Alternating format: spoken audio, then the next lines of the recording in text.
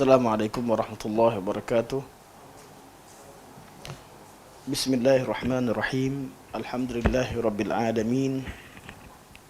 Nahmadullah ta'ala wa nashkuruh wa nusalli wa nusallimu ala sayyidina Muhammadin alladhi ballagha ar-risalah wa adda al-amanah wa nasaha al-ummah hatta ataahu al-yaqin wa ala alihi wa sahbihi ajma'in. Subhanaka la ilma lana illa ma 'allamtana innaka antal alimul hakim. Rabbi shrah li sadri wa yassir li amri wahlul 'uqdatam min lisani yafqahu qawli, amma ba'd. Fa inna asdaqal hadits kitabullah wa khairal hadi hadi Muhammadin sallallahu alaihi wasallam wa syarrul umuri muhdatsatuha wa kullu muhdatsatin bid'ah wa kullu bid'atin dhalalah wa kullu dhalalatin finnar. Thumma amma ba'd. Pertamanya mari kita merafakkan setinggi-tinggi kesyukuran kepada Allah Subhanahu wa taala kerana dengan taufiknya dapat kita meneruskan kuliah kita pada malam ini. Dan ana mohon maaf di atas kualiti suara pada malam ini. InsyaAllah suara yang sekali-sekala berubah ini menjadikan tuan-tuan tak boring dengan suara yang sama. InsyaAllah. Hari ini kita sambung pada muka surat 158. Membincangkan tentang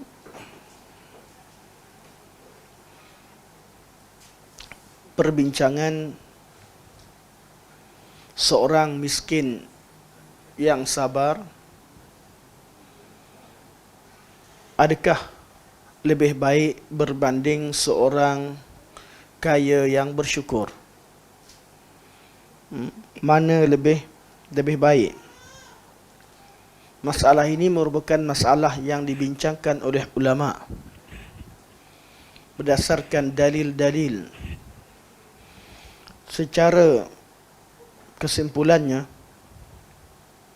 seperti mana yang disebutkan oleh Syekhul Islam Ibn Taimiyah rahimahullah ketika beliau membincangkan tentang mazhab Imam Ahmad, ketika beliau mengulas kenyataan Qadi Abul Husain dalam kitab beliau At-Tamam, kitab At-Tamam liriwayataini walil wajhain, iaitu kitab At-Tamam ditulis oleh Abul Husain Al-Qadi atau Al-Qadi Al-Husain, anak kepada Qadi Abu Ya'la, yang menulis tentang riwayat-riwayat daripada Al-Imam Ahmad bin Hanbal rahimahullah. Imam Ahmad rahimahullah dalam masalah ini diriwayatkan beliau berpegang dengan kedua-dua pandangan. Sekali pernah beliau menyebutkan, ada yang meriwayatkan bahawa beliau lebih cenderung kepada seorang miskin yang sabar. Setengah riwayat yang lain, satu riwayat lagi menyatakan bahawa beliau lebih cenderung kepada seorang kaya yang bersyukur. Artinya, siapakah yang lebih afdal? Pandangan yang mengatakan bahawa seorang yang kaya lebih afdal itu merupakan pandangan yang dipilih oleh Ibn Qutaybah rahimahullah disebut dalam mazhab Hanbali. Sebab yang banyak bincang perkara ini memang mazhab Hanbali. Kebetulan riwayat daripada Imam Ahmad rahimahullah. Dan manakala riwayat ataupun pandangan yang mengatakan bahawa seorang miskin yang sabar itu lebih baik merupakan pandangan yang disokong oleh Al-Qadi Abul Husain sendiri yang menulis kitab At-Tamam. Dan pandangan itu juga merupakan pandangan bapanya Qadi Abu Ya'la. Dan pandangan ini merupakan pandangan yang masyhur dalam kalangan golongan ahli tasawuf atau sufiyah. Mereka menyatakan bahawa orang yang fakir yang bersabar itu lebih afdal berbanding dengan orang kaya yang bersyukur. Pandangan ini juga disebutkan oleh Al-Junaid rahimahullah, Imam Al-Junaid. Ini semua ulama-ulama yang dinisbahkan kepada kesufian kerana mereka membincangkan tentang kesufian dalam erti kata zuhud di dunia. Dan mereka ini nama-nama sebutkan bukanlah kesufian yang kita bincangkan seperti kesufian yang ada pada Ibnu Arabi. Jazakallah khairan.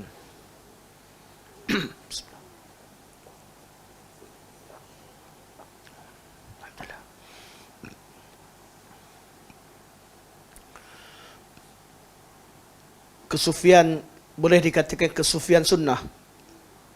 Sebab tu ramai yang menisbahkan diri mereka, sufi kami Sufi Junaid, bukan Sufi Ibnu Arabi. Walaupun dikatakan sufi sunnah ni juga, sufi sunnah ni lah yang Imam Syafi'i sendiri cela.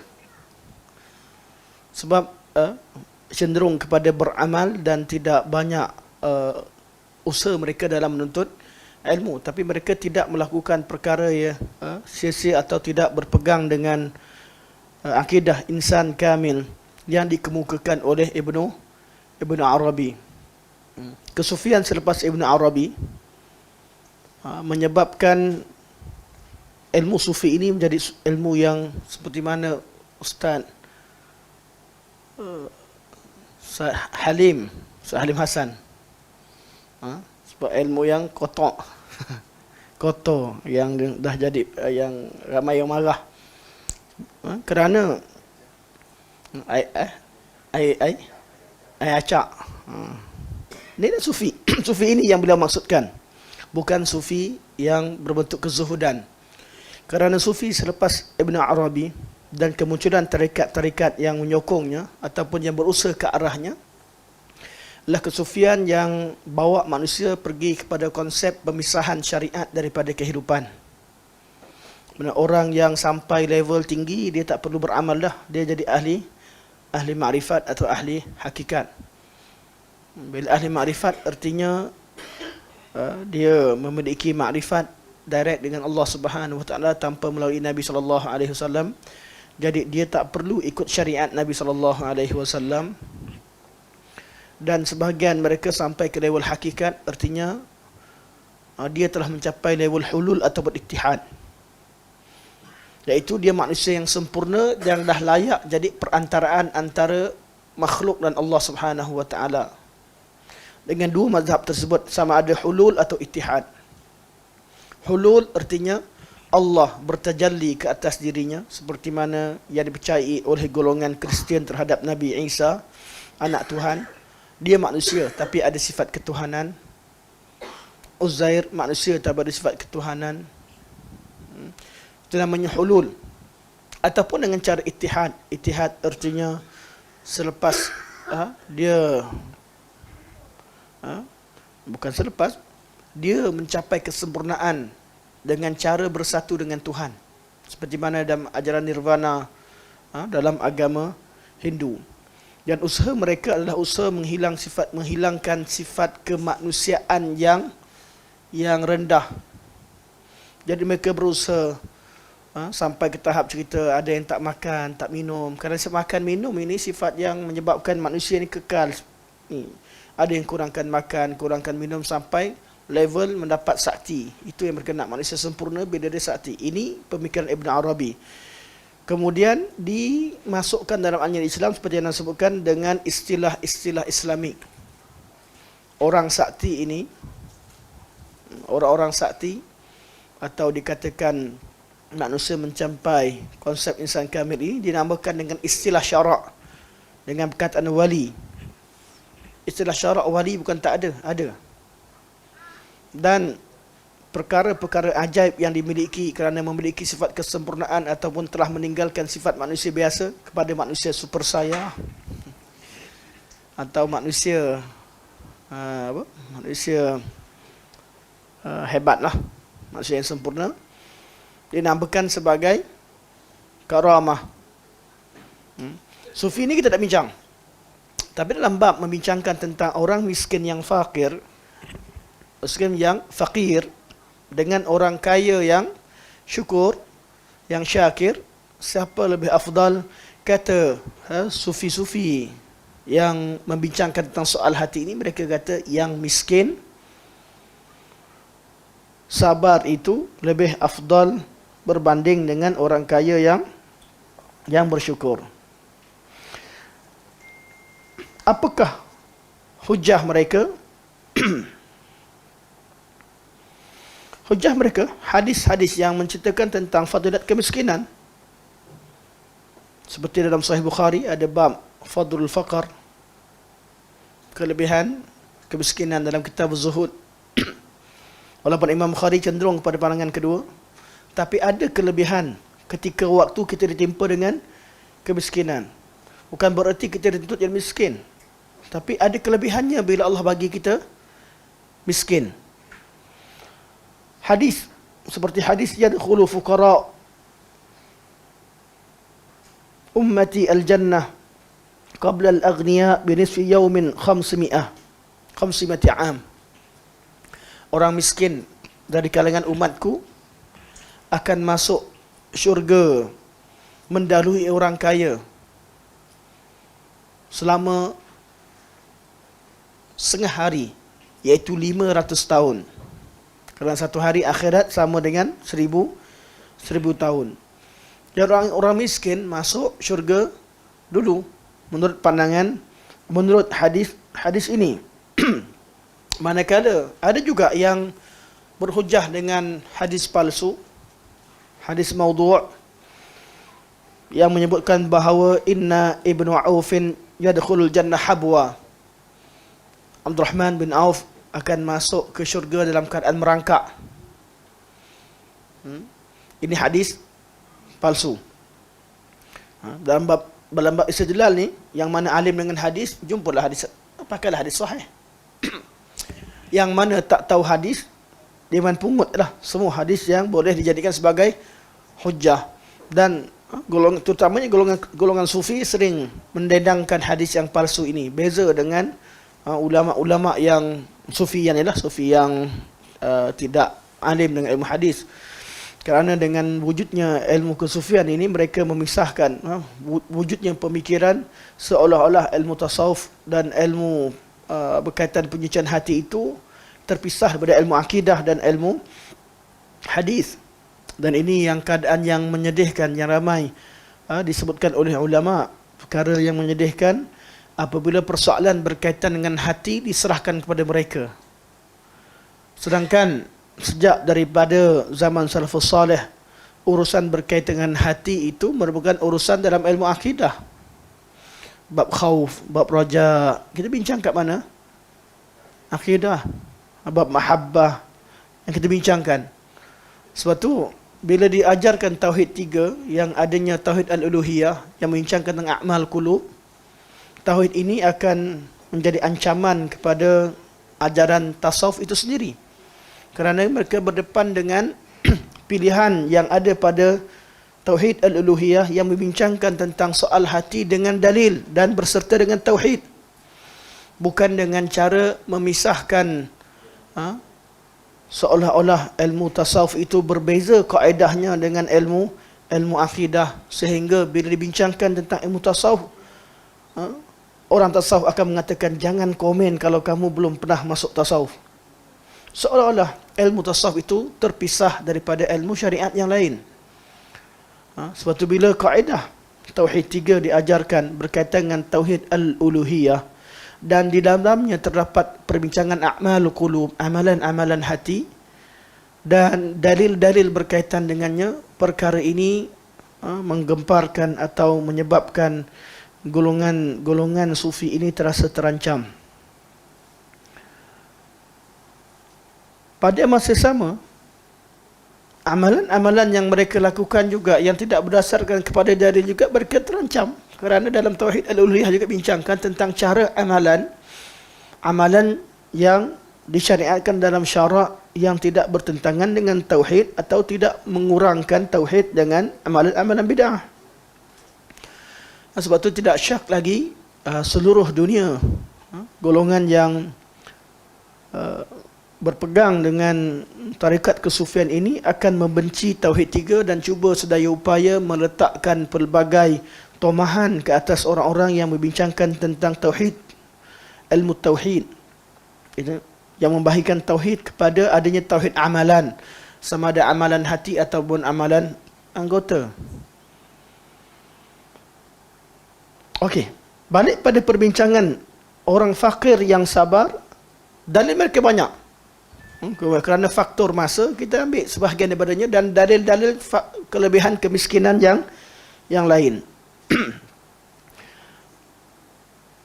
Pandangan yang kedua, yang mengatakan bahawa seorang kaya yang syukur itu lebih baik, seperti mana yang dipilih oleh Ibn Qutaybah. Pandangan ini juga dipilih Al-Imam Abul Abbas Ibn Atiyah, dan Al-Imam Sufyan Al-Thawri, kelihatannya bukan Imam Al-Zuhri rahimahullah, cenderung kepada, kalau lihat lebih cenderung duduk dengan orang-orang kaya yang bersyukur. Dan dakwah beliau, seperti yang kita tahu, Al-Imam Al-Zuhri rapat dengan Umar bin Abdul Aziz, rapat dengan orang-orang kaya dari kalangan sebagian, kerana beliau menjadi perantara untuk menyampaikan bantuan kepada orang-orang miskin. Kita akan jumpa imam-imam ini, seperti Al-Imam Az-Zuhri, Al-Imam Raja bin Haywah, Imam Abu Zinad, Abu Yusuf, dan Al-Imam Muhammad, anak murid utama Abu Hanifah. Mereka ini kelihatan kerja mereka adalah sentiasa bersama dengan orang kaya, bersyukur dan menghantar bantuan demi bantuan. Duduk dengan orang kaya yang bersyukur dan sentiasa berada dalam keadaan membantu orang miskin. Jadi kehidupan mereka dikatakan mereka cenderung pada pandangan Al-Ghani Syakir berdasarkan kepada tindakan-tindakan mereka. Berbeza daripada Sufyan Al-Thawri dan Imam Ahmad, dilihat sentiasa bersama dengan golongan miskin. Imam Ahmad kalau dalam majlis ilmu anak murid ramai-ramai, nampak seorang yang pakai baju agak lusuh sedikit, nampak miskin, Imam Ahmad akan tanya, siapa nama kamu? Siapa nama kamu? Imam Ahmad hafal. Lepas tu kalau tak ada, dia tanya, mana dia? Mana dia? Kecenderungan untuk bergaul dan tinggal bersama dengan orang fakir yang bersabar. Kebiasaannya orang fakir ni tak fikir sangat datang majlis ilmu. Macam orang miskin, tak yalah hantar anak pergi belajar, lebih baik hantar anak kerja lagi bagus, pergi sekolah ada apa, kan? Macam itulah keadaannya.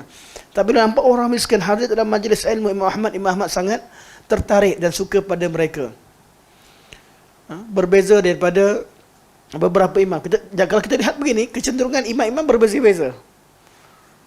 Dan orang kaya yang mengatakan bahawa yang kaya bersyukur ini lebih afdal, berhujah dengan hadis-hadis kelebihan syukur, kelebihan sedekah, jihad dan sebagainya. Antaranya hadis pada satu hari orang-orang miskin dari kalangan muhajir, dari kalangan sahabat Nabi SAW, anna unasan min ashabi Rasulullah sallallahu alaihi wasallam qalu lin Nabi sallallahu alaihi wasallam, ya Rasulullah, dhahaba ahlul qudur bil ujur. Atau riwayat lain, ya Rasulullah, dhahaba ahlud duthuri bil ujur. Orang kaya dengan harta mereka yang melimpah ruah bawa pahala yang banyak, ya Rasulullah. Dan sekarang riwayat sebut bahawa orang-orang kaya telah mencapai darajatul ula, telah mencapai darajat yang tinggi. Nabi kata, bukankah kamu boleh bersedekah dengan apa yang ada pada kamu? Bukankah tasbih itu sedekah? Tahlil itu sedekah? Takbir itu sedekah? Tahmid itu sedekah? Dalam riwayat yang lain, Nabi ajarkan, bacalah. Kalau kamu baca perkara ini, sesungguhnya kamu, pahalanya seperti kamu merdekakan hamba dan kamu bersedekah di fisabilillah. Diajarkan zikir selepas solat 33, 33, 34. Kata Abu Hurairah, aku tak pasti yang mana satu 34. Tapi riwayat lain sebut 34 itu 33, 33, 33 ditutup dengan la ilaha illallah wahdahu la syarikalah lahul mulku wa lahul hamdu ala kulli syai'in qadir. Ada riwayat yang sebut tiga empat itu, yang ketiga empat adalah Allahu Akbar. Tak kisahlah mana-mana riwayat. Yang ada mungkin juga Nabi SAW, kerana peristiwa ni bukan sekali. Sahabat datang mengadu, nak jadi macam orang kaya, nak pahala lebih. Nabi ajarkan.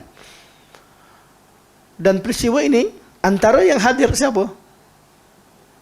Cuba tuan-tuan teka, siapa orang miskin yang datang menangis tengok orang kaya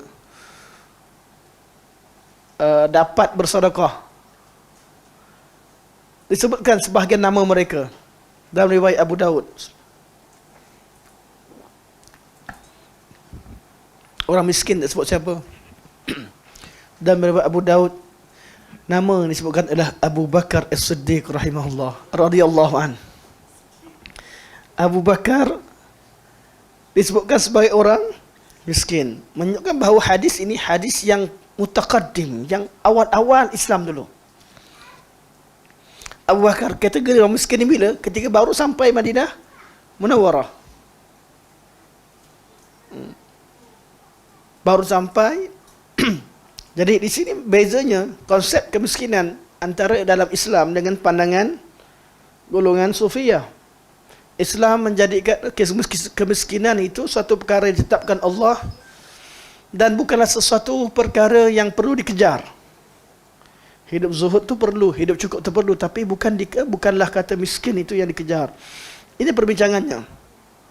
Jadi mereka dalam hadis ini disebutkan bahawa orang kaya bawa pahala yang banyak. Kemudian Nabi ajarkan zikir. Mereka berzikir pada suatu keadaan. Abu Saleh berkata, iaitu perawi daripada Abu Hurairah, anak murid utama Abu Hurairah radhiyallahu an.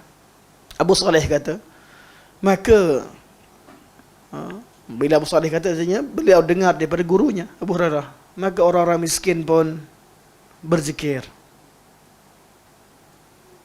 dengan zikir tersebut. Tidak lama orang kaya dengar dengan zikir yang dibaca oleh orang miskin, mereka pun baca. Maka datang golongan yang miskin tadi jumpa Rasulullah, ya Rasulullah, orang kaya pun baca yang sama.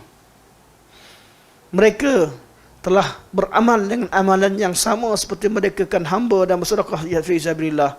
Apa jawapan Nabi? Yang jawapan terkenal, dzalika fadlullah yu'tihi man yasha. Itulah dia kurniaan Allah yang Allah kurniakan, yang Allah berikan kepada siapa yang Allah kehendaki. Dalil ini menunjukkan, barakallahu fiik, jazakallahu khairan. Dalil ini menunjukkan bahawa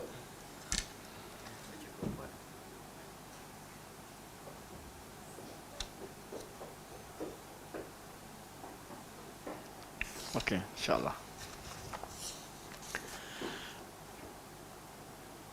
Dalil-dalil bahawa orang kaya lebih afdal berbanding dengan orang miskin. Dengan adanya dalil beginilah, kaya miskin, maka persoalan ini dibincangkan. Sebelum tu, dalam bab harta ni manusia ada berapa kategori? Dalam syarak, ringkasnya 3 kategori. Pertama, kaya. Yang kedua, miskin. Yang ketiga, fakir. Allah bezakan sebab Allah sebut ketika sebab asnaf orang yang layak terima zakat, dibezakan antara fakir dan miskin. Jadi manusia ada 3. Kaya, miskin dan fakir. Tentu rasa tuan-tuan masuk kat mana? Rasalah tuan-tuan masuk kat mana dalam takrif. Dalam takrif syarak. Semuanya ada. Termasuk dah yang bujang. Kategori mana? Yang bujang miskin tak ada isteri tu ialah bab isteri. Miskin. Bab harta.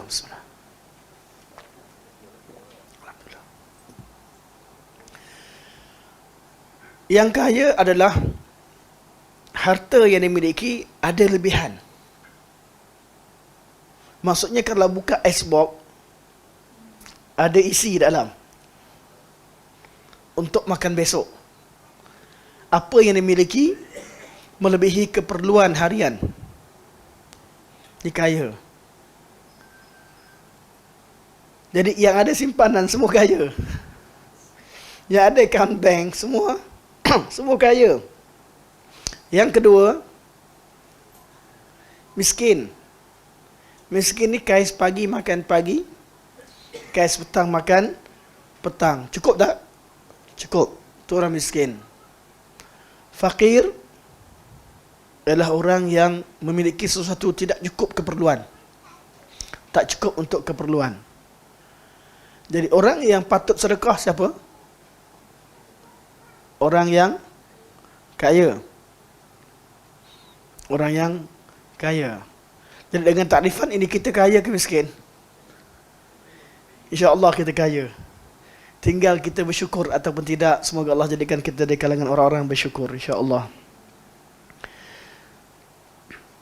Kalau kita lihat, maka pandangan kedua berhujah-hujah tersebut. Ibn Taymiyah rahimahullah ketika membincangkan masalah ini, beliau kata, kenapa nak ambil dua kaul? Kenapa nak terikat dua kaul bergaduh sangat? Ambil kaul ketiga, kata Ibn Taymiyah rahimahullah. Ada kaul ketiga, iaitu kaul yang disebutkan oleh Al-Imam Ibn Abil Iz rahimahullah. Hampir, kalau kita tengok pada apa yang disebut Imam Ibn Abil kat sini, dengan apa yang disebut Ibn Taymiyah dalam fatwa sebiji, seolah-olah beliau menukilkan copy, paste dan ubah sikit. Kenapa? Sebab kita tahu Ibn Abil Iz rahimahullah beliau syarahkan akidah ini dalam kerajaan Hanafiyah, dalam kerajaan pada ketika itu. Beliau seorang qadhi, dan rakyat atau menteri-menteri ada di keliling beliau merupakan orang-orang yang membenci Ibn Taymiyah rahimahullah. Cerita Ibn Taymiyah macam-macam. Jadi beliau nak bawa kaul Ibn Taymiyah, terpaksa tutup nama, tak tulis nama. Buku yang sama juga, isi sama, letak. Jadi dia baca, baguslah buku ni, bagus buku, famous. Hakikatnya orang yang buku yang sama daripada orang yang mereka takut, yang mereka benci. Okay. Jadi kata Ibn Taymiyah, sebenarnya ada kaul ketiga. Inilah dia yang kita baca sekarang. 158. Itu semua mukadimah untuk masuk hari ini.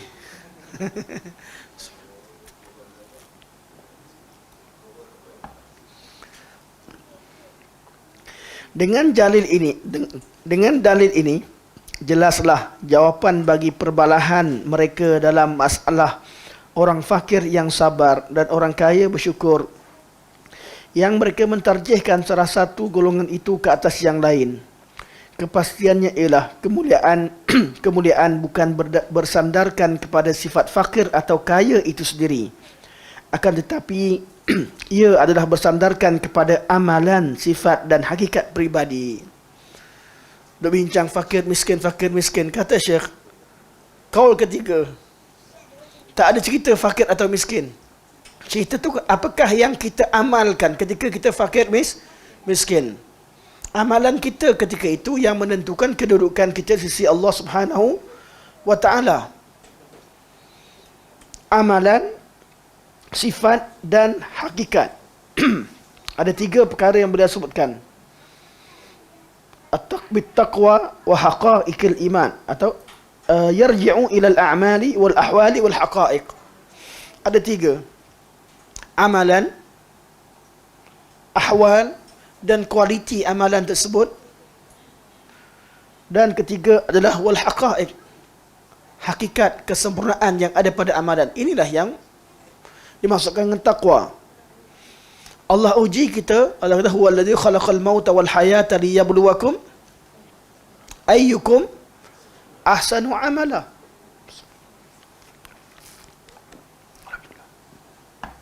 Allah nak tengok siapa yang lebih baik dan kualiti amalnya. Jadi ketika miskin, beramallah dengan level sabar yang paling tinggi. Sabar ada berapa bahagian? 3. Betul? Sabar ada 3. Laksanakan ketiga-tiganya. Sabar dalam ketaatan. Sabar menahan diri daripada maksiat. Dan sabar ketiga, sabar ketika ditimpa musibah. Waktu Allah timpa musibah atau waktu miskin, inilah waktu peluang untuk beramal dengan sabar. Buatlah dengan amalan yang paling sempurna. Amalan yang paling sempurna. Dan perbincangan seterusnya, yang mana lebih afdal? Ini bab lagi. Dalam 3 jenis sabar ni, yang mana lebih afdal? Sabar dalam ketaatan, atau sabar dalam meninggalkan kemaksiatan, ataupun sabar dengan musibah? Sabar dalam ketaatan atau meninggalkan kemaksiatan? Dua-dua. Tiap-tiap dua ni tak ada siapa lebih afdal, kata Ibnu Qayyim lagi. Tapi Ibnu Qayyim lebih cenderung kepada sabar dalam ketaatan. Tapi dia bergantung kepada kualiti waktu diuji oleh Allah. Jadi hujungnya, natijahnya, sepanjang hidup, apa sahaja berlaku pada kita, itu adalah ujian. Dan pada tiap-tiap keadaan, kita perlu buat yang terbaik. Dan kalau kita kaya, kita perlu bersyukur. Memuji Allah Subhanahu wa taala. Syukur dan bertahmid kepada Allah Subhanahu wa taala. Syukur ada berapa level? Tahmid pada Allah. Syukur dibincangkan tentang level-level kesyukuran. Namun kita ambil yang mudah untuk kita faham. Syukur yang dibincangkan atau at-tahmid, satu levelnya, ketika ditimpa dengan, kita ambil sabar dulu. Kata anak saya ambil sabar dulu. Sabar tadi dan cerita tentang 3 level. Itu dari segi jenis, 3 jenis. Namun kalau tengok pada level, Ibnu Qayyim dan Ibnu Taimiyah rahimahullah bincangkan level kesyukuran, level kesabaran ketika ditimpa dengan musibah. Bab buat ketaatan atau tinggal kemaksiatan, mana lebih afdal, perbincangan yang tersendiri. Tinggal pada sabar musibah, sabar ketika menimpa musibah. Sebab musibah ni kita tak ada pilihan, dia datang. Jadi kata beliau, sabar ada 3 level. Sabar ketika ditimpa musibah, ini level yang wajib, dipanggil qadarul wujub, kadar yang wajib. Semua orang beriman perlu beramal dengannya. Level kedua, level redha.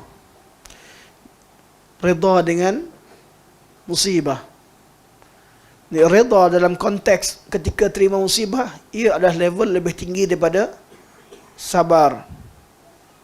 Dan level ketiga, level paling tinggi, syukur di atas musibah yang Allah Subhanahu wa taala kurniakan kepadanya. Bukan suka pada musibah, tapi syukur kepada Allah kerana Allah beri peluang kepada dia untuk beramal dengan amalan tersebut.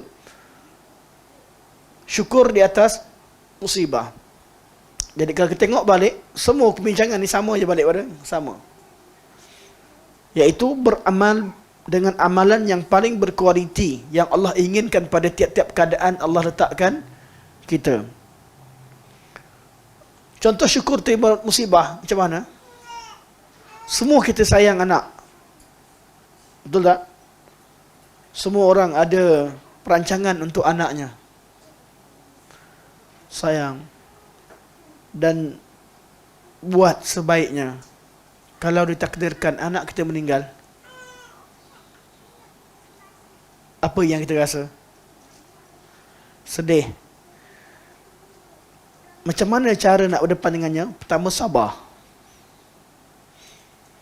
Ada orang dia sabar, ditahan, dia sedih semua ni. Ada orang dengar ya tu redha, tak apalah, Allah yang bagi, Allah nak ambil semula. Ada orang dengar saja sedih, tapi hati dia bersyukur pada Allah. Sebab Anak inilah akan jadi anak aset ataupun yang memberi syafaat kepadanya di hari akhirat. Anak-anak yang akan tarik baju mak ayah dia untuk masuk ke syurga. Bukan mudah nak dapat pahala tu. Bukan mudah. Untuk orang yang bersabar. Dengan kesabaran dia, pada masa sama dia redha, pada sama sampai lewat syukur. Dan sebahagian pada salafus salih, mereka boleh bunyi anaknya meninggal, alhamdulillah yang Allah tetapkan padaku musibah ini. Sedih, bukan tak sedih. Jaga anak sebaiknya. Tapi kalau ditimpa dengan musibah perlu redha. Waktu anak kita hidup, jagalah sebaik-baiknya. Sama juga waktu mak ayah kita hidup, jaga sebaik-baiknya. Tapi bila Allah takdirkan mereka meninggal, takdir apa yang Allah tetapkan itu merupakan perkara terbaik. Level yang kita terima sama ada sabar, redha atau syukur. Dia kalau syukur mesti mengandungi sabar dan redha. Tapi dia melihat hikmah di sebalik dan melihat kebaikan di sebalik musibah tersebut. Jadi dia automatik kesakitan yang ada di sabar, ketetapan yang ada di redha, kebaikan yang ada di syukur di atasnya. Betul, level yang paling tinggi adalah level orang yang kenal Allah sehingga dia bersyukur di atas musibah-musibah yang Allah timpa pada dia. Itu yang berlaku kepada Urwah ibn Zubair rahimahullah. Kisah macam mana seorang kaya raya tiba-tiba dia beritahu rumah terbakar. Rumah terbakar. Datang. Alhamdulillah, Allah dah berikan aku selama ni rumah untuk tinggal, sekarang Allah ambil semula. Anak kamu mati. Alhamdulillah, selama ni Allah Subhanahu Wa Taala bagi mereka, daripada tak silapnya ada beberapa orang anaknya meninggal. Kita rujuk semula kisah ni. Alhamdulillah, selama ni Allah berikan padaku, sebutkan nama anak asal, dan Allah ambil sebahagian daripada mereka. Bukan seronok, tidak. Sedih. Dan berita yang paling sedih, doktor kata nak tak nak, kena juga hari ni kena potong kaki. Dia kata kalau macam tu, bagikan aku solat. Lepas solat, aku minta dengan Allah, potonglah. Solat. Tengah solat, kawan dia kata potong sekarang. Nak tunggu dia basuh solat, dia khusyuk.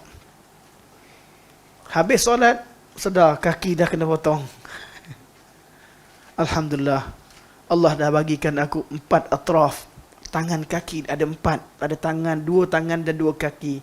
Sekarang Allah cuma ambil 1. Siapa? Urwah bin Zubair.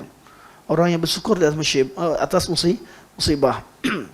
Ini yang berlaku kepada Nabi Ayub alaihi salam.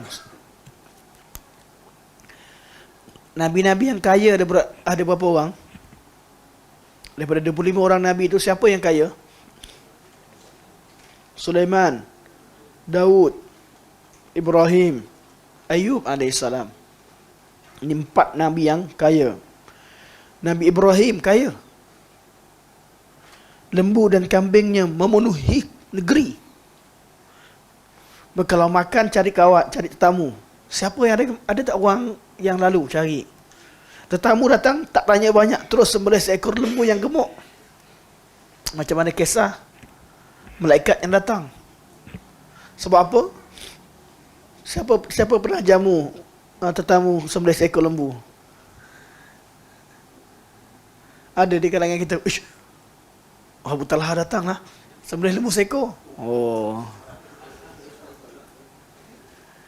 kita tak sampai tak tu. Betul? Sembelih ayam tu mungkin lah. Tapi nak lembu tu, lembu yang gemuk, lembu yang baik tak. Terus Ibrahim kaya. Ibrahim antara Nabi yang kaya raya. Nabi Ayub antara yang kaya. Sebelum diuji dengan penyakit dan selepas disembuhkan daripada penyakit. 2 bekas besar Allah gantikan jadi emas. Kita boleh buka kisah Ayub. Emas banyak. Terlalu banyak emas. Emas yang Allah berikan kepada Nabi Ayub alaihissalam. Allah berikan kekayaan begitu. Nabi Sulaiman, Nabi Daud, kaya. Mereka adalah nabi-nabi, rasul-rasul. Dia kata Ibn Taymiyah, tak kira kaya atau miskin, nabi yang kaya pun ada, nabi yang miskin pun ada. Siapa nabi paling miskin dalam sejarah?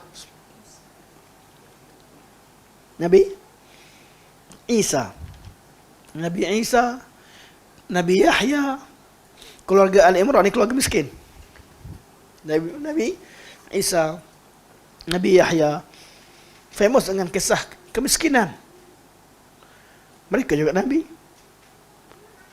Nabi Muhammad kaya ke miskin?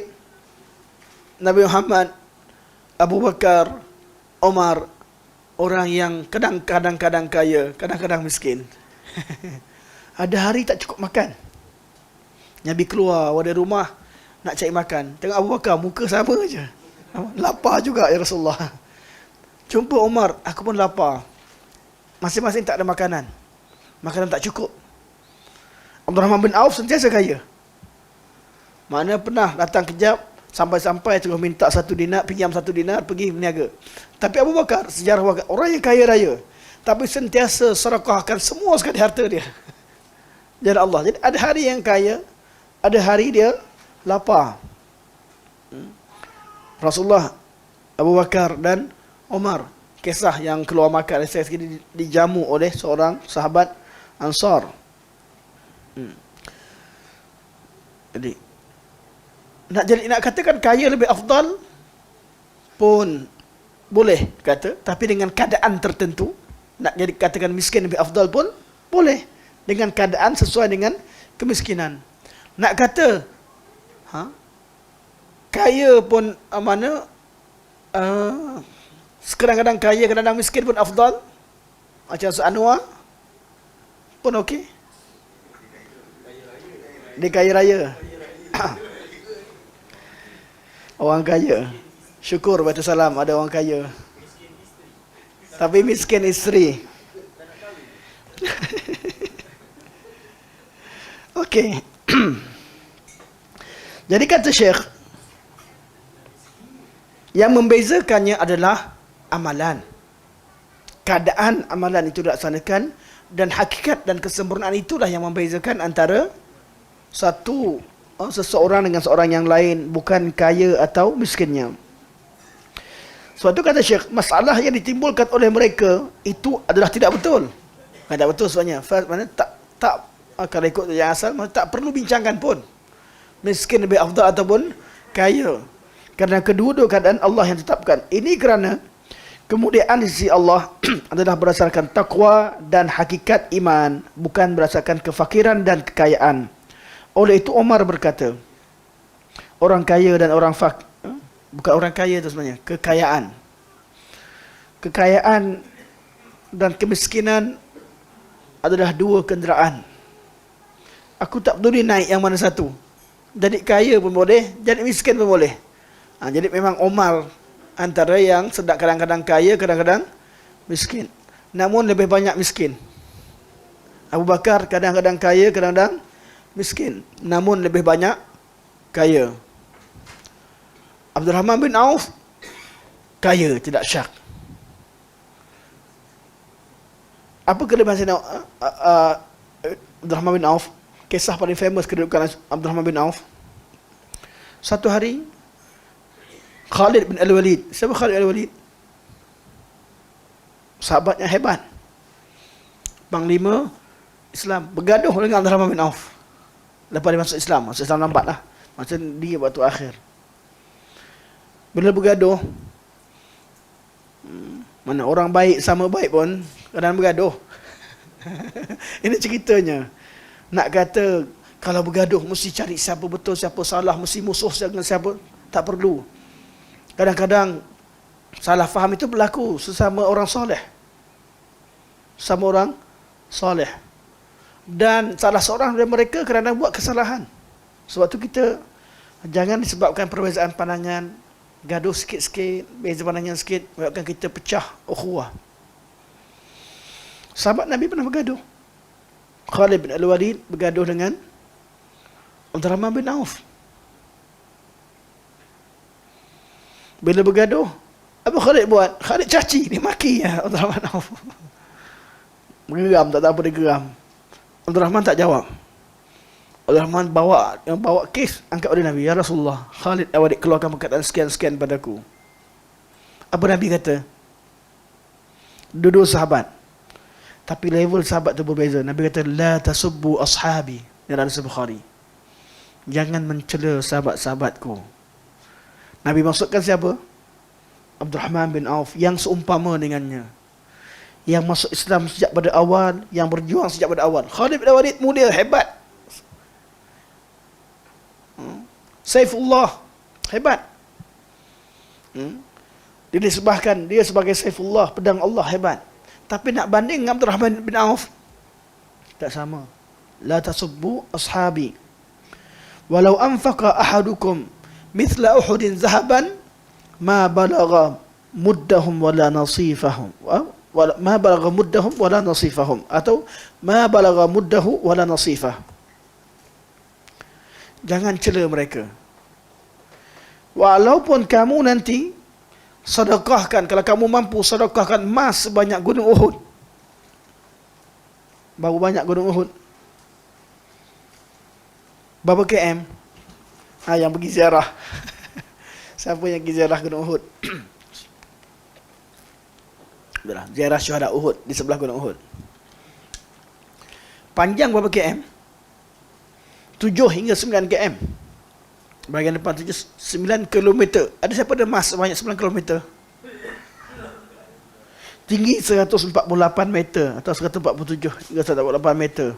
Tinggi daripada bumi ke bawah, wallahu alam. Yang Nabi namakan sebagai satu qirat. Satu qirat sama seperti Uhud. Kalau ada emas sebanyak Uhud, kamu nafkahkan fi sabilillah,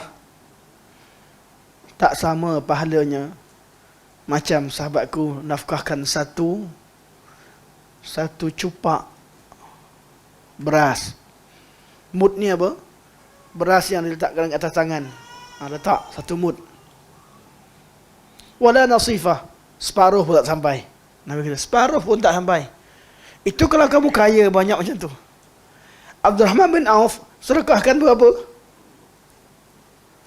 Adakah satu cupak? Adakah setengah cupak? Tidak. Harta beliau korbankan dalam agama Allah Subhanahu Wa Taala. Kalau setengah cupaknya pun lebih baik daripada emas sebanyak gunung Uhud, separuh cupaknya.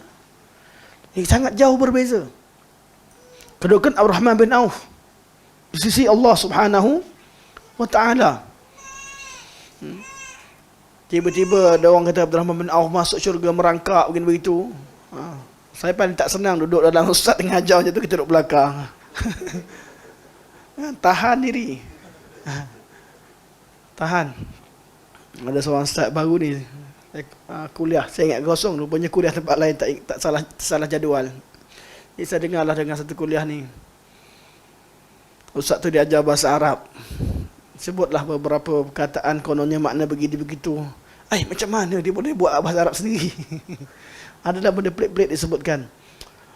Allah musta'an. Semoga Allah kita bekerja dan beramallah di tempat yang sesuai dengan kemampuan kita. Sesuai dengan kemampuan kita. Kalau kita tersilap, terlupa, tersalah, mengaku. Dan sesungguhnya pengakuan bahawa kita tak tahu satu perkara itu tidak menjatuhkan maruah kita.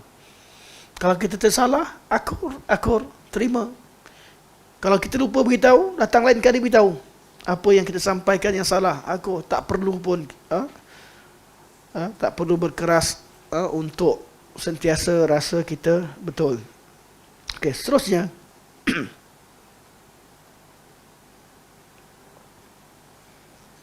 Oleh itu, Umar berkata, keadaan kaya dan miskin itu adalah kenderaan, tumpangan. Aku tidak peduli yang mana dijadikan tumpangan. Kaya dan miskin adalah ujian daripada Allah Subhanahu. Sayyidina Umar habis kat situ. Kemudian kata Syekh, kaya dan miskin adalah ujian daripada Allah ke atas hamba-Nya, seperti firman Allah Subhanahu Wa Taala. Jadi kaya ke miskin ke Allah yang tetapkan. Allah kata huwallazi khalaqal mauta wal hayata liyabluwakum. Allah yang uji kita dengan kaya atau miskin. Cuma yang perlu kita buat adalah amalan kita. Ayyukum ahsanu amala. Amalan yang kita lakukan ketika kaya itulah yang menentukan kedudukan kita. Amalan yang kita lakukan ketika kita miskin itulah yang menentukan kedudukan kita. Amalan yang kita lakukan ketika kita sehat itulah yang menentukan kedudukan kita. Amalan dan kualitinya. Amalan dan kualiti amalan yang kita buat ketika kita sakit itulah yang menentukan kedudukan kita di sisi Allah Subhanahu wa taala. Makin ahsan amalan, makin sempurna dan tinggi kedudukan seseorang itu di sisi Allah Subhanahu wa taala. Orang kaya sentiasa merasakan bahawa bila dia dimudahkan urusan, kadang-kadang dia rasa Allah muliakan dia. Ya, kalau Allah mudahkan urusan setelah seorang itu beribadah kepada Allah, dia tak ada apa-apa. Kemudian dia nampak orang miskin, dia bagikan harta orang miskin, Allah mudahkan urusan, syukur daripada Allah.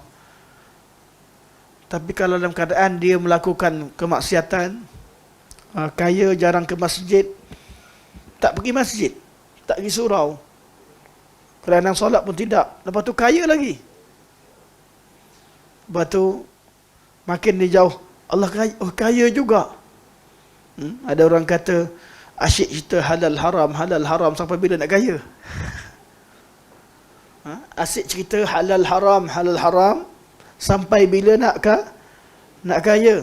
Ini yang suara kita selalu dengar. Kalau orang berniaga, lagi pula yang nasihat, pakai kereta Myvi, pakai kereta kancil. Nasihat orang yang pakai kereta Alphard ke, apa lagi kita, Mustang,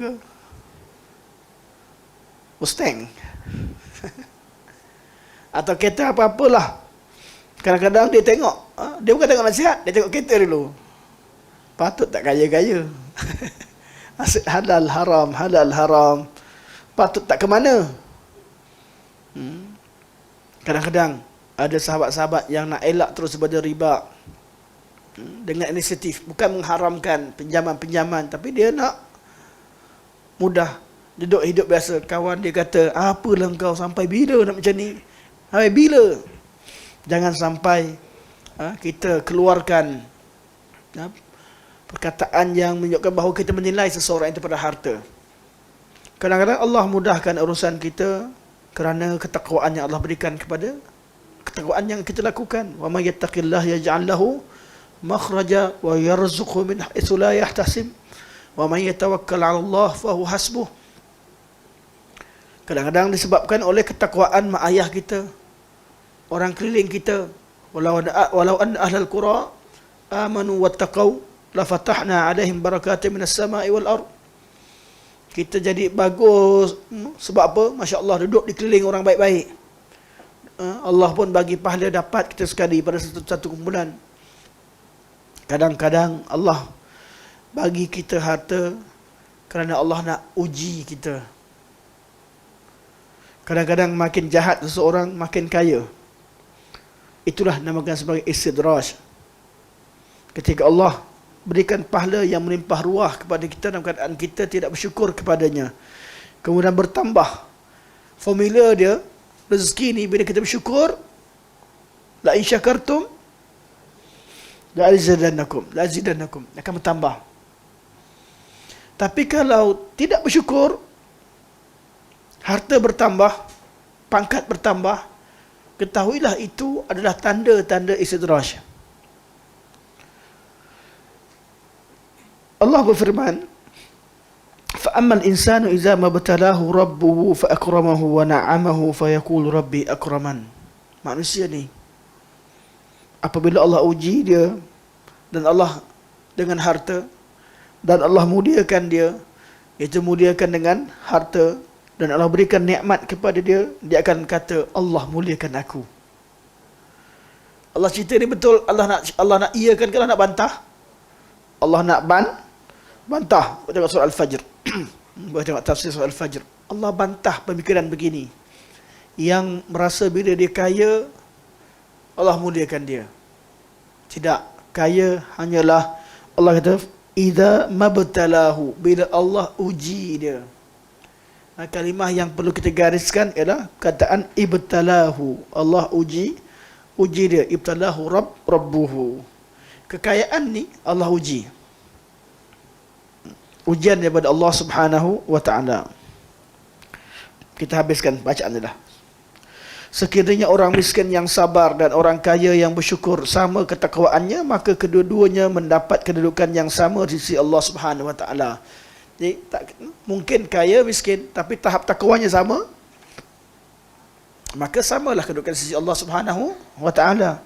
Sekiranya salah satunya lebih daripada yang lain, maka dia adalah lebih mulia di sisi Allah Subhanahu wa taala. Sifat fakir dan kaya tidak boleh menjadi penentu. Akan tetapi yang menjadi penentu ialah sifat sabar dan syukur. Sabar dan syukur dan kualiti keduanya. Dalam kalangan mereka pula ada yang mengolah masalah ini melalui bentuk lain, iaitu iman adalah setengah daripada kesabaran dan kesyukuran. Iman adalah setengah kesabaran dan setengah lagi kesyukuran. Bukan setengah. Iman itu dua, sabar atau syukur. Iman ada dua. Sabar setengah, syukur setengah. Boleh agak boleh betulkan sikit itu. Setiap dua sifat itu perlu kepada orang yang sabar dan bersyukur.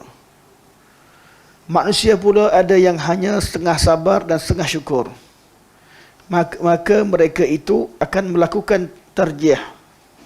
Mereka menilai orang kaya dengan menafkahkan hartanya, bersedekah, membelanjakan hartanya kepada perkara yang boleh mendekatkan diri kepada Allah Subhanahu wa taala sebagai syukur terhadapnya yang telah mengurniakan nikmat kepadanya, dan juga orang fakir yang menumpukan tenaga kepada mentaati Allah Subhanahu wa taala dan menunaikan ibadat dengan bersabar atas kefakirannya. Dalam keadaan ini, orang yang paling mulia daripada dua kategori ini ialah orang yang paling taat dan yang paling mengikut Al-Quran. Kita baca je lah, sama ini. Sekiranya kedua-dua sama keadaannya, maka darjat kedua-duanya adalah sama. Sekiranya penilaian seperti ini tepat, maka soalan boleh ditimbulkan. Yang manakah yang lebih mulia? Orang sihat yang bersyukur atau orang sakit bersabar? Atau orang yang dipatuhi yang bersyukur atau yang dihina bersabar? Yang mana? Kalau macam itulah nak bincang, dia akan pergi kepada semua benda. Atau orang tenteram yang bersyukur atau orang takut bersabar dan sebagainya. Dia Syekh kata, bincang lama-lama bawa ni, balik semula, semua masalah boleh jadi bincangan. Jadi cuma perbincangan ini jadi kenapa dia jadi hot dan dibincangkan bila timbul golongan sufi yang menceritakan bahawa miskin lebih baik. Zuhud yang dibincangkan bukan lagi erti zuhud artinya meninggalkan dunia, artinya di hati, tapi mereka meninggalkan dunia di tangan juga. Ini yang perbincangan golongan kesufian, dan inilah dia antara sufi-sufi yang awal. Mereka tak salah, cuma macam ni perbincangan dia, yang mana lebih afdal, misalnya tak sampai ke tahap tak payah beramal, solat dengan hati. Allah bertajalli dengan 7 martabat, martabat 7. Tak sampai kepada perbincangan-perbincangan Allah hulul pada makhluknya atau makhluknya bersatu dengan Allah. Sebab tu konsep yang ada pada kebanyakan tarikat, tak tahulah tarikat kat mana, nanti orang marah pula. Kalau ada lah tarikat mana, ukur sendiri. Kalau ada cerita bahawa manusia sampai pada satu level, dia boleh mencapai level fana, ketahuilah itulah fana. Sama ada nama dalam zikir ke fana, dimasukkan adalah dia menghilangkan sifat kemanusiaannya pada dirinya. Bukan sifat kesempurnaannya, sifat kemanusiaannya. Sampai ada yang hilang akal, ada yang tak sedar dan sebagainya. Itu bukanlah sufi yang diajarkan pada awalnya. Konsep itu hanyalah konsep yang diadaptasi daripada konsep nirvana yang dibincangkan dalam sebahagian agama. Okey, insya-Allah kita sampai sini, kita buka soalan insya-Allah. Boleh nak ambil makan apa? Silnya. Boleh. Sambil hari tak apa, kita awal sikit. Awal pun dah lebih lah. Tapi awal sikit dah biasa. Cuma kita buka soalan insya-Allah. Silakan, Ustaz Akmal.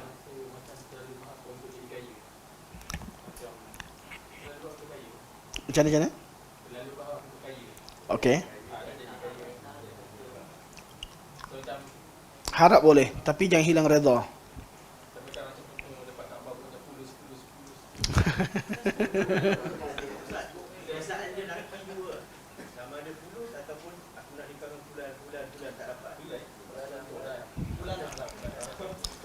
Jawapan sama.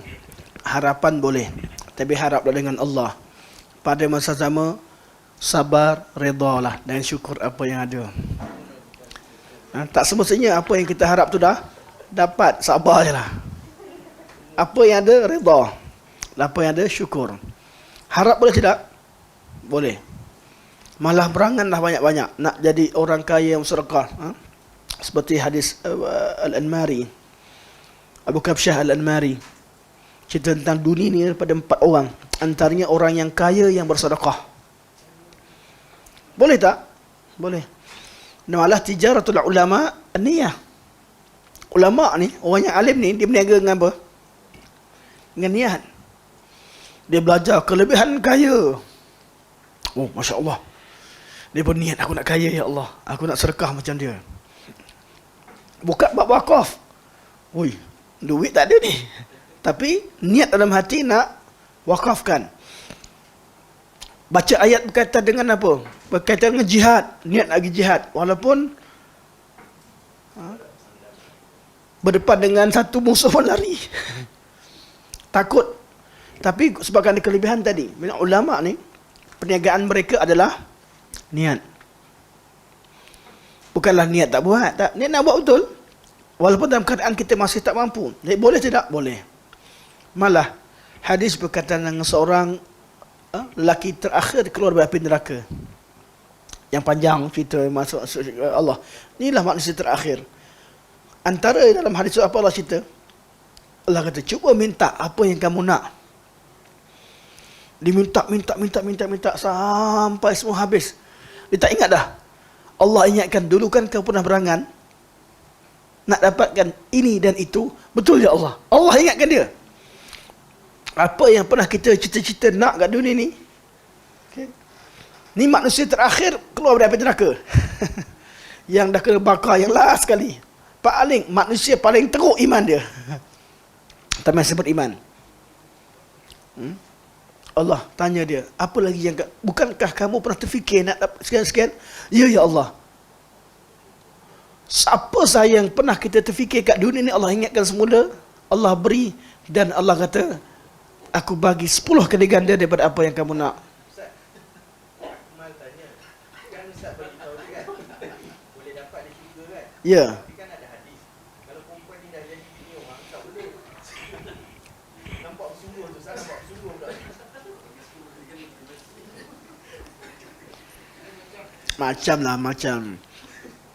Macam budak-budak masa kecil nak jajan satu bungkus. Itulah. Jadi kita nak mana satu. Kehendak kita dulu kecil. Kita dulu cita-cita dapat jajan penuh kocek. Betul tak? Lollipop nak letak penuh kat sini. Oh, rasa itulah dunianya. Jadi dah besar sikit, nak tak? Boleh pun sekarang boleh lollipop penuh letak sini. Tapi tak nak dah. Kehendak yang mana satu, Allah Maha mengetahui. Dan kita pun masa tu faham. Kita faham bahawa konteks masa tu kehendak yang memang dikehendaki oleh seseorang. Dulu, ni cerita last lah sebab betul.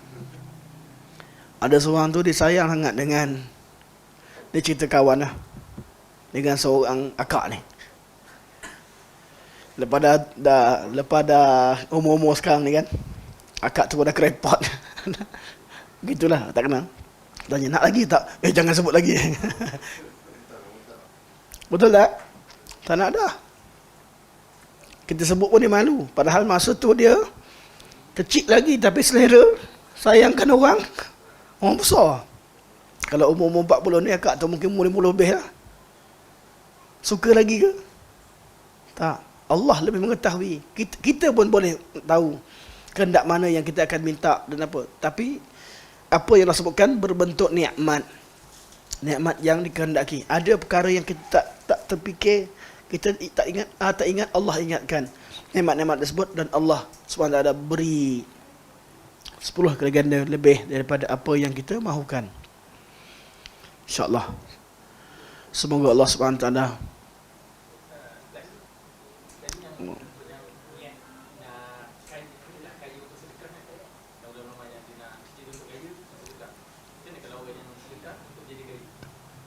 sedekah untuk jadi kaya.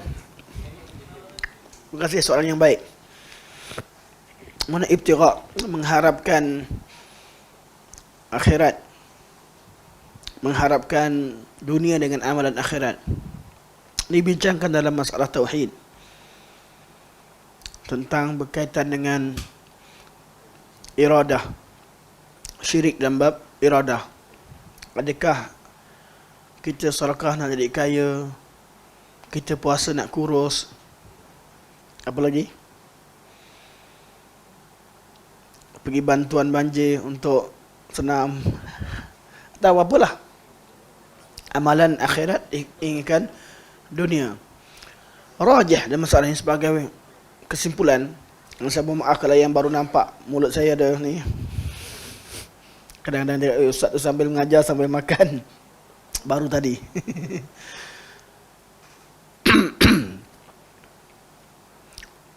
Rajihnya dalam bab masalah kehendak, selagi kita mengharapkan sesuatu daripada Allah dan kehendak itu kehendak yang dibenarkan oleh syarak, ia tidak mencalarkan keikhlasan. Maksudnya, kita sedekah, kita nak jadi kaya, tapi jangan hilangkan sedekah nakkan wajah Allah, kerana Allah sebagainya. Tapi nak juga jadi kaya. Tercalar ke tidak keikhlasan? Tidak. Dia tidak dikira dia syirik dalam masalah iradah. Dia tetap dikira ikhlas kepada Allah Subhanahu wa ta'ala. Cuma level dia yang masih hatinya bergantung dengan dunia, dengan orang yang semata-mata buat sesuatu kerana akhirat, tidak sama. Tidak sama. Amalan sama-sama ikhlas, diterima oleh Allah Subhanahu wa ta'ala. Ikhlas, kerana kalau tak ikhlas, tak cukup syarat Allah terima. Sama-sama ikhlas boleh dan dibenarkan syarat. Malah itu janji yang Allah kurniakan, yang Allah berikan janji. Boleh tak harap raja? Salah satu daripada perkara tersebut. Cuma raja balasan, kita harapkan balasan-balasan yang Allah beri tersebut tak sama levelnya. Ada orang mengharapkan hidup dia hanya harapkan akhirat, bergantung pada akhirat, hatinya hanya untuk akhirat.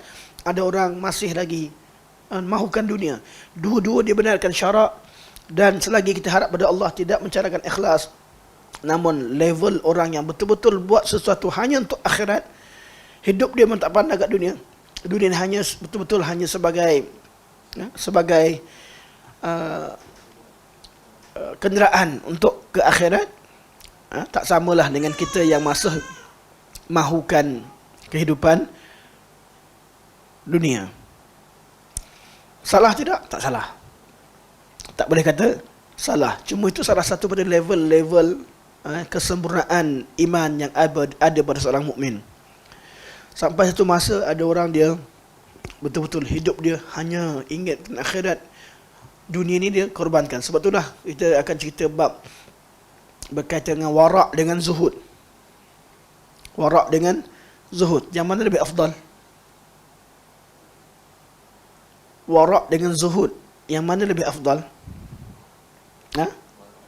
Apa tu warak? tinggalkan apa yang Allah haramkan. Tinggalkan apa yang Allah haramkan. Buat segala apa yang Allah wajibkan, wara'. Kalau bab harta, wara', dia takkan mendekati perkara syubhat. Ada benda syubhat, dia tinggal.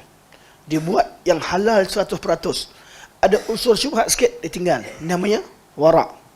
Tinggalkan apa yang Allah haramkan dan tinggalkan apa yang Allah yang ada di sempadan, yang mutasyabihat, yang perkara yang syubhah, yang syubhat. Itu wara'.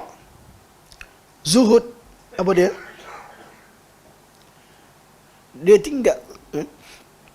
Dia tinggalkan sama macam golongan wara', dan dia tinggalkan segala perkara di dunia yang tidak memanfaatkan akhiratnya. Nampak beza? Yang haram tak buat. Yang kedua, ada banyak ni. Duit 60 juta.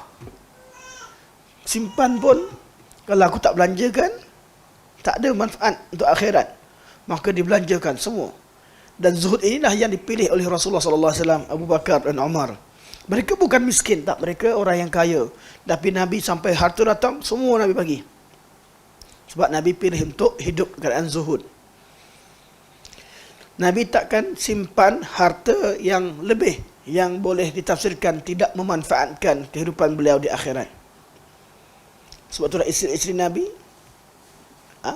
Nabi didik dengan zuhud, bukan sekadar wara'. Dan zuhud itu lebih tinggi daripada wara'. Walaupun kedua-duanya adalah sifat yang sempurna dan kedua-duanya adalah perkara yang dituntut oleh syarak.